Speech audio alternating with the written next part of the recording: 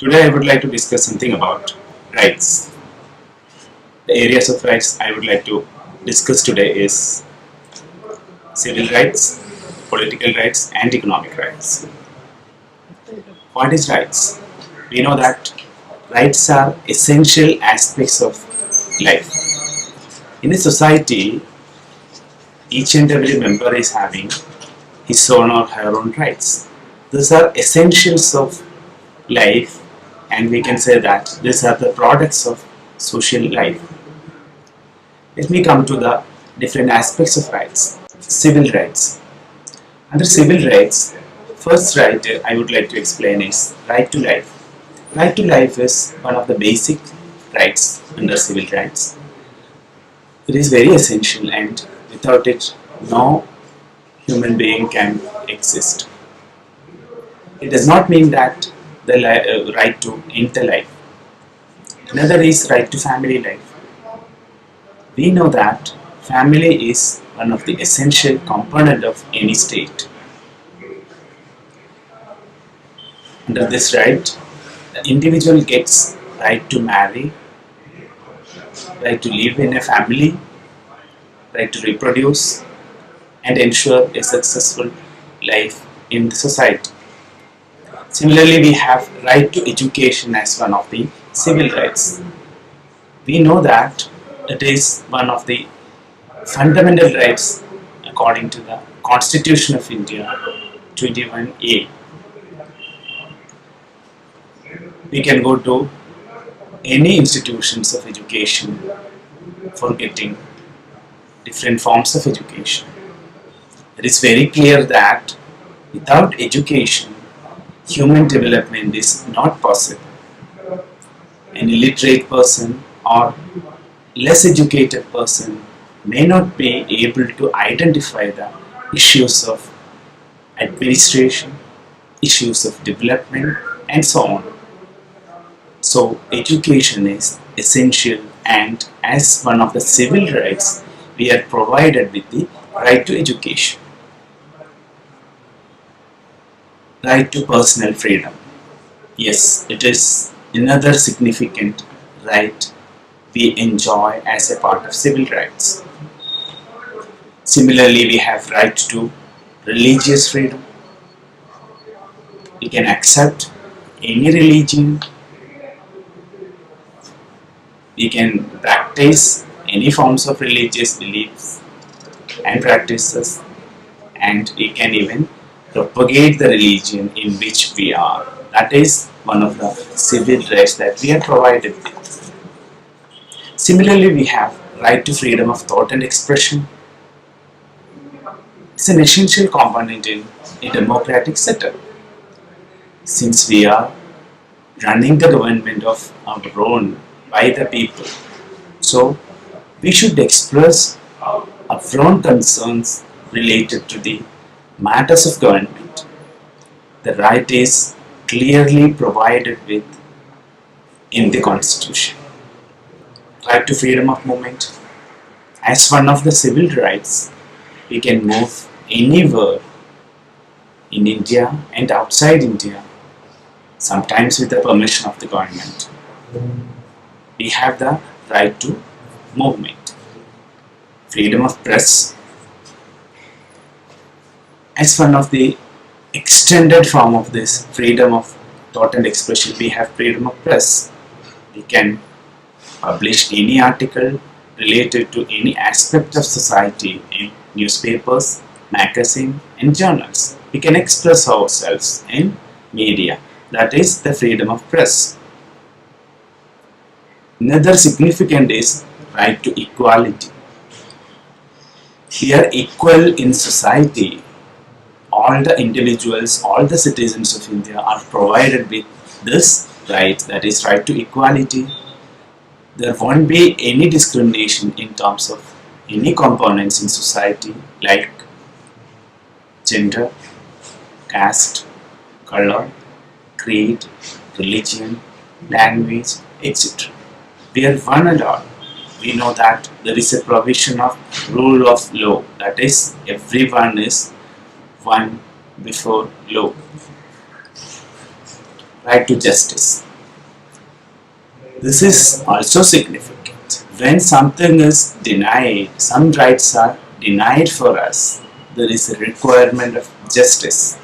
As one of the citizens of India, we have to ensure that we are provided with the things or rights in a justified manner. Freedom to form association.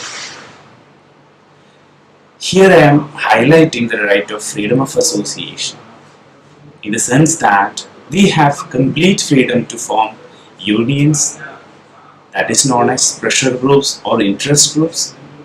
We can be a part of any association of political, religious or social in nature that is being provided for us by the Constitution.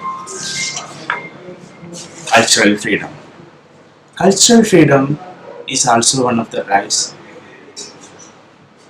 given to us by the Constitution as one of the civil rights. Similarly, right to contract. As a part of the right to contract, we can enter into contract with any person, any business group, any organization as a part of business also. These are the civil rights that are provided to citizens of India. Let me come to the economic rights. Of course, economic rights are related to work, savings, and expenditure. The significant one is right to work. We can go for any work that is paid based on the qualification, based on the interest and circumstances. We cannot any profession as our profession and we can earn money. Similarly, right to adequate wages. This is also another significant aspect in terms of economic rights. We should get return in terms of money whatever we are given as service or labor. Similarly, we should have the right to property. Constitution is given economic right in the name right to property. You can buy any property, you can save money. These are coming under right to property. Similarly, another significant aspect in economic right is right to rest and leisure. There are provisions from government to all the organizations and institutions regarding the interval time for laborers and workers, fixation of the maximum duration of the work, etc. These are come under right to rest and leisure. Similarly, we have right to economic and social security. In terms of issues, we require certain concerns. Here, suppose we have some issues of medical emergency. We have to get certain compensation. All these come under right to economic and social security. Similarly, right to fixed hours of work. These days, government restricts the institutions with certain rules regarding the hours of works. Let me come to the political rights. As economic rights and civil rights, we have certain political rights. As members of a democratic state, we have certain rights. These are known as political rights. Right to compete in the election. As a citizen of India, we are eligible to the right of competing in the election based on the stipulated guidelines of Election Commission of India or respective states. We can compete in the election process as a candidate to the legislature, that is parliament and legislative assemblies, to the local bodies, municipal corporation, municipalities, panchayats and the various levels of panchayats, district panchayat, that is Zilla Parishad, and block panchayat. We can compete based on the guidelines prescribed by the Election Commission. Right to hold public offices. Yes, this is the third political right being provided to us as citizens of India.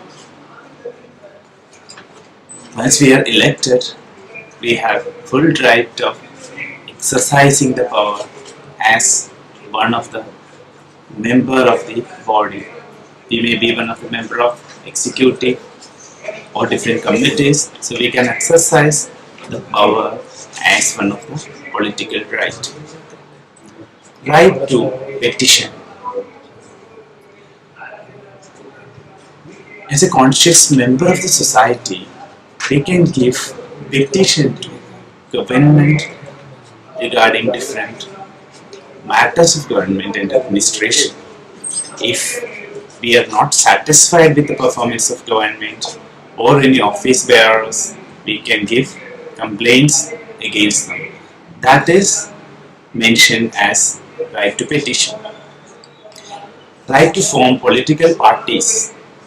Yes, as one of the significant rights of political nature, we can form political parties, we can conduct such campaigns related to parties, we can be active members of political parties. Right to criticize. Yes, this is also one of the significant rights given to us by the Constitution. We can criticize the government policies, different measures adopted by the government, and inefficiency in the implementation of different programs. Similarly, we have right to oppose the government. Whatever we have explained in the previous rights, altogether we can consider it as right to oppose the government. Those are the earlier said two rights are the mediums for criticizing the government. So with all these rights, it can be a conscious citizen of India.